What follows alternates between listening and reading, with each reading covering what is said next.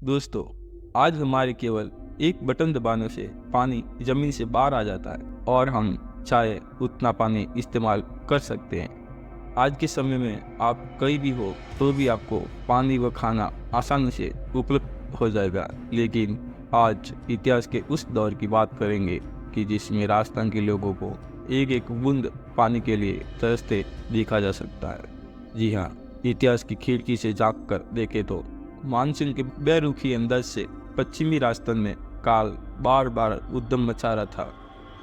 उस समय अकाल को लेकर कहावत भी प्रचलित हो गई थी कि तीजो कुरियो आठवो काल। इसका मतलब है हर तीसरे साल अर्धकाल व हर 8वें साल में एक भयंकर अकाल पड़ता ही था। वैसे तो राजस्थान ने कई अकाल देखे हैं, लेकिन सबसे भयंकर और खूंखार अकाल था चपनिया अकाल, जिसने लोगों को पेड़ की चाल तक खाने को मजबूर कर दिया था। लोगों के शरीर ऐसे सूख गए थे जिनकी हड्डियां एक्सरे की तरह दिखती थी। कमजोरी इतनी कि लोगों ने घरों में खूंटे तक गाड़ लिए थे ताकि उनका सहारा लेकर उठा बैठा जा सके। अपने लोगों की मदद करते करते कई राजाओं व रियासतों के खजाने तक खाली हो गए थे। उस वक्त भारत में अंग्रेजों का शासन हुआ करता था। अब एक तरफ अंग्रेजी हुकूमत की मार और दूसरी तरफ अकाल की तबाही। लेकिन इन दोहरी मार में भी अपने बुजुर्गों ने कुछ नहीं हारा था, तो वो है संघर्ष में जिंदगी जीने का जज्बा, हौसला और हिम्मत। दोस्तों, आज हम सुनेंगे इस वीडियो में चपनिया अकाल की कहानी। दोस्तों, कहानी उन भामाशाहों की जिन्होंने अपना सब कुछ लुटा दिया ताकि भूख से तड़पती जनता को बचाया जा सके। कहानी हमारे मरुभूमि के जज्बे की, जिन्होंने बेहद खतरनाक हालातों में भी हार नहीं मानी और आखिरकार अकाल को ही हारना पड़ा। इस अकाल के बारे में हमारे बड़े बुजुर्ग तो जानते हैं, लेकिन आज की पीढ़ी को न तो अकाल की कहानी पता है, ना ही बुजुर्गों के संघर्षशीलता के किस्से मालूम। इतिहास के पन्नों में दफन इस कहानी के पन्नों पर पड़ी धूल को हटाने और दुनिया के सामने लाने के लिए हमने ये वीडियो बनाई है।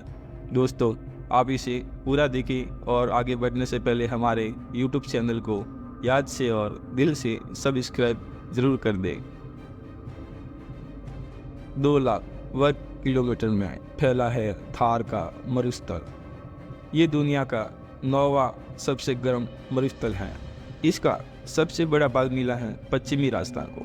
कुदरत ने इस इलाके को कोई नदी नहीं दी थी, इसलिए लोग पूरी तरह से बारिश के पानी पर निर्भर थे। लेकिन 1899 में तो बादलों ने न बरसने की कसम ही खा ली थी और उसी साल शुरू हुआ चपनिया अकाल का सितम। दोस्तों, वो साल था 1899, लेकिन विक्रम संवत 1956 होने के कारण इसका नाम चपनिया अकाल पड़ा। राजस्थान, पंजाब, गुजरात और मध्य भारत के कई क्षेत्रों ने इस अकाल की मार झेली थी। इतिहास के पन्नों में इसे त्रिकाल भी नाम दिया गया, क्योंकि उस समय में अन्न, जल, यहाँ तक कि पशुओं का चारा भी खत्म हो गया था। अब पीने को ना पानी था और खाने को ना अनाज। जब अनाज खत्म हुआ तो लोगों ने एक दिन छोड़कर एक दिन खाना शुरू कर दिया। पेट भरने के लिए रोटी छोड़कर राबड़ी पीना चालू कर दिया। वो भी खत्म हो गया तो काकड़ी और मतीरे के बीज को भूनकर खाया गया। उस जमाने में बेर बहुत हुआ करते थे, तो बेर खाकर भूख मिटाई गई। जब बेर भी खत्म हो गए तो मेर की गुठली का चूर्ण बनाकर पानी के साथ पी जाते और पेट भरते थे। गर्मियों में खोखे यानी सूखी सांगरी को ही खाने लगे। धीरे धीरे दिन बीतते गए और समय के साथ खाने की सभी चीज़ें खत्म होती गई, तो लोगों ने खिचड़ी की साल को पीसकर ही पानी के साथ पीना शुरू कर दिया। सब कुछ किया ताकि जान बच जाए, लेकिन भूख ने लोगों के शरीर को खाना चालू कर दिया था। लोग हड्डियों के ढांचे में तब्दील होना शुरू हो गए।